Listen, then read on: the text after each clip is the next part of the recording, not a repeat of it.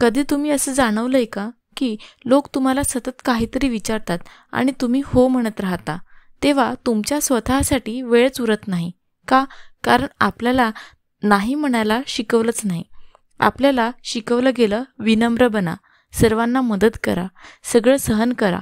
पण खरं तर नाही म्हणणं ही सभ्यता नाही, ती एक शक्ती आहे स्वतःवर प्रेम करण्याची.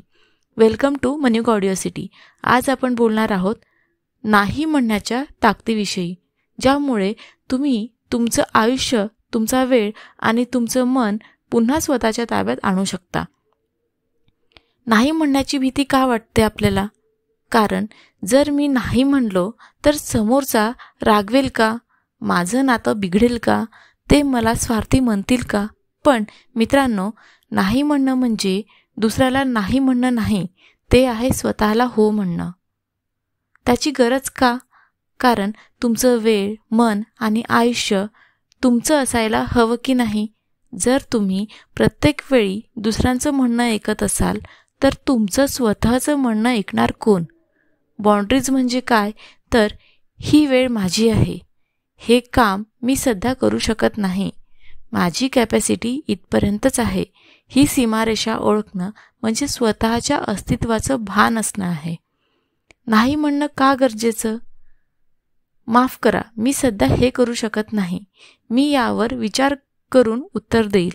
सध्या माझ्या शेड्यूलमध्ये हे बसत नाही, मी हे नाही करू शकत, पण अमुक जण कदाचित मदत करू शकेल. माझ्या कुटुंबासाठी वेळ राखून ठेवतो, त्यामुळे मी हा कार्यक्रम अटेंड करू शकत नाही. हृदयाचं रक्षण म्हणजे नाही म्हणणं. कधीकधी आपण हो म्हणतो, पण मनातून गोंधळतो, दुखावतो, राग धरतो. हे सायलेंट स्ट्रेस असतो. ते टाळण्यासाठी स्वतःच्या भावना, वेळ आणि मनशांतीचं रक्षण करणं फार महत्त्वाचं आहे. जेव्हा तुम्ही नाही म्हणता तेव्हा तुम्ही दाखवता की तुमचा वेळ मौल्यवान आहे. तुम्ही स्वतःवर प्रेम करता. तुमचं आयुष्य तुम्ही स्वतः घडवत आहात. नाही म्हणणं म्हणजे फक्त शब्द नाही, ते एक स्टेटमेंट आहे की तुम्ही तुमचं आयुष्य तुमच्या हाती घेतलंय. 7 दिवसांचा नाही म्हणण्याचा सराव करा. एखाद्याला लहान विनंतीला नाही म्हणा. स्वतःसाठी वेळ राखून ठेवा. मी सध्या उपलब्ध नाही हे 3 वेळा वापरा. व्हॉट्सअपवर लगेच रिप्लाय देणं थांबवा. एखाद्या सोशल कम्युनिटीला सौम्य नाही म्हणा.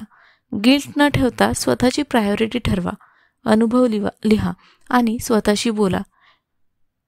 एक अनुभव. शालिनी एक वर्किंग मॉम, जी सतत ऑफिसच्या कामात अडकलेली.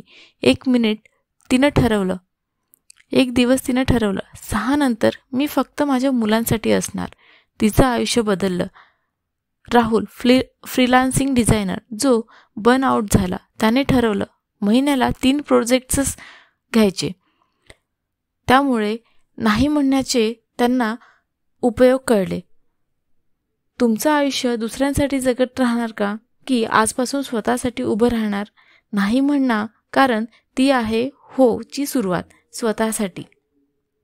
जर ही गोष्ट मनाला भिडली असेल तर ताबडतोब लाईक करा, सबस्क्राईब करा आणि कमेंटमध्ये लिहा, मी आजपासून नाही म्हणायला सुरुवात करणार. तुम्ही ऐकत होता मन्युक ऑडिओ सिटी. इथे शब्द बदलतात आणि आयुष्य घडतं. धन्यवाद.